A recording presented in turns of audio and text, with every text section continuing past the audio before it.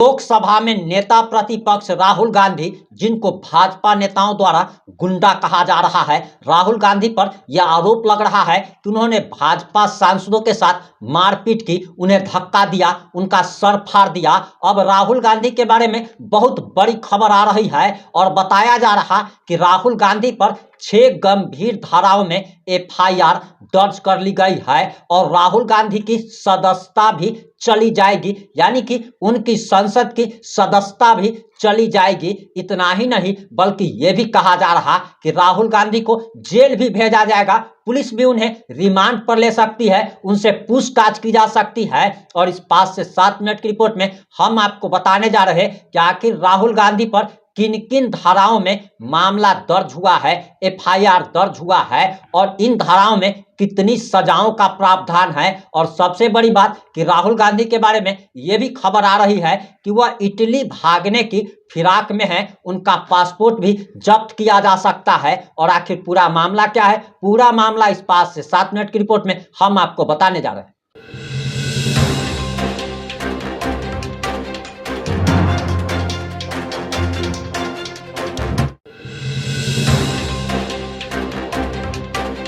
नमस्कार, मैं प्रिंस कुमार सिंह और आप देख रहे हैं पॉजिटिव इंडिया। इस वक्त की सबसे बड़ी खबर राहुल गांधी के बारे में आ रही है।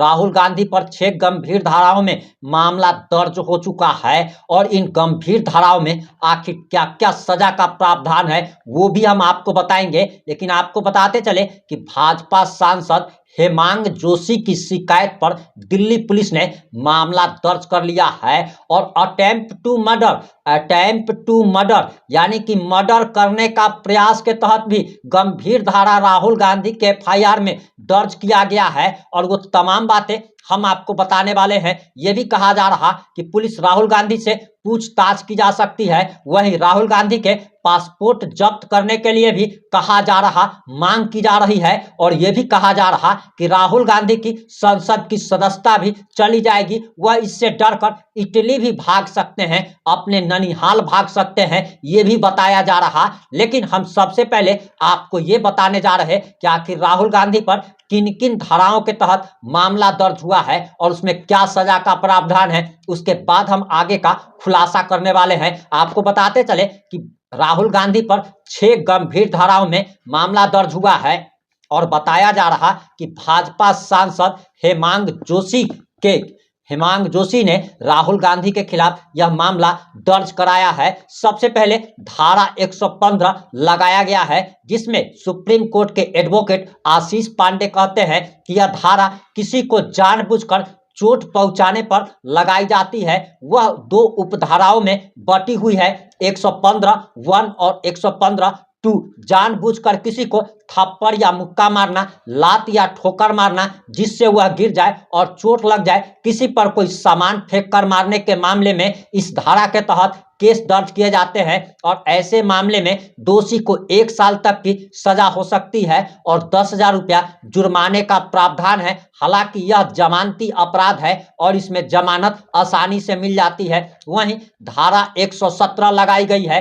बीएनएस की धारा 117 के तहत जानबूझकर किसी को गंभीर चोट पहुंचाने और शरीर को नुकसान पहुंचाने के मामले में यह धारा दर्ज की जाती है, जैसे हड्डी का टूटना, आंखों की रोशनी चली जाना, कान के सुनने की क्षमता कम हो जाना या खत्म हो जाना, किसी अंग का हमेशा बेकार हो जाना। ऐसे मामलों में शारीरिक नुकसान को देखते हुए 7 से 10 साल तक की सजा हो सकती है। वहीं तीसरी धारा 125 लगाई गई है। भारतीय न्याय संहिता की धारा 125 तब लगाई जाती है जब दोषी किसी इंसान की जान या उसकी सुरक्षा को जानबूझकर खतरे में डालता है।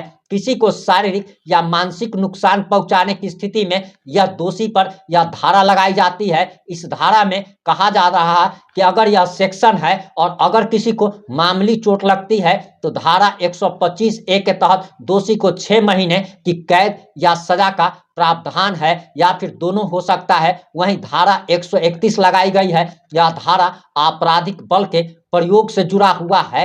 जब कोई व्यक्ति किसी को बिना किसी गंभीर वजह के शारीरिक चोट पहुंचाता है या फिर डराता है तो धारा 131 के तहत मामला दर्ज किया जाता है। ऐसे मामलों में मामले की गंभीरता के आधार पर जमानत की अनुमति मिलती है। ऐसे मामले में दोषी को 3 महीने तक कारावास की सजा हो सकती है। 10,000 रुपये का जुर्माना भी लगाया जा सकता है।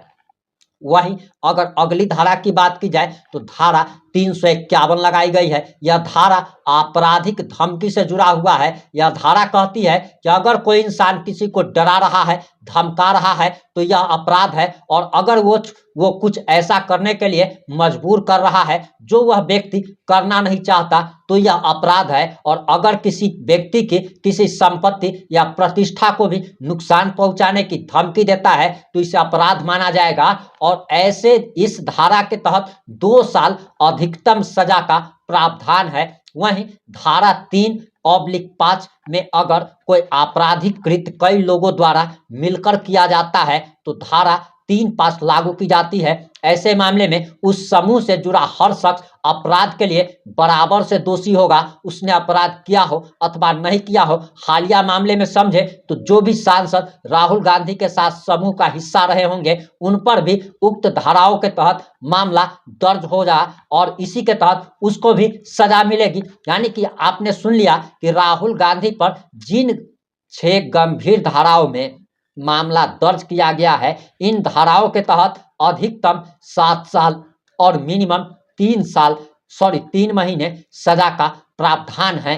वहीं यह भी कहा जा रहा कि राहुल गांधी के आचरण को लेकर उनके संसद की सदस्यता तक जा सकती है। वहीं लोकसभा अध्यक्ष ओम बिरला ने अब संसद भवन परिसर में किसी भी तरीके का धरना प्रदर्शन, विरोध प्रदर्शन अब नहीं होने देने का ऐलान कर दिया है। यानी कि अब कोई भी सांसद लोकसभा परिसर में किसी भी तरीके का कोई भी विरोध प्रदर्शन नहीं कर सकता। यानी कि न रहेगा बांस न बजेगी बांसुरी, यही सारी कहानी अब चरितार्थ हो रही है। हालांकि राहुल गांधी के बारे में उनके संसद की सदस्यता भी अब खतरे में आ गई है। बताया जा रहा कि दिल्ली पुलिस अब उनसे पूछताछ कर सकती है, क्योंकि जो भी धारा उन पर लगाई गई है इनमें से कुछ ऐसी धाराएं हैं जिनमें जमानत का प्रावधान ही नहीं है। यानी कि जब तक आप न्यायिक हिरासत में नहीं जाएंगे तब तक आपको बेल नहीं मिल सकती। एंटीसिपेटरी बेल का कोई प्रावधान नहीं है। इसी को लेकर कहा जा रहा कि राहुल गांधी की न सिर्फ सदस्यता जा सकती है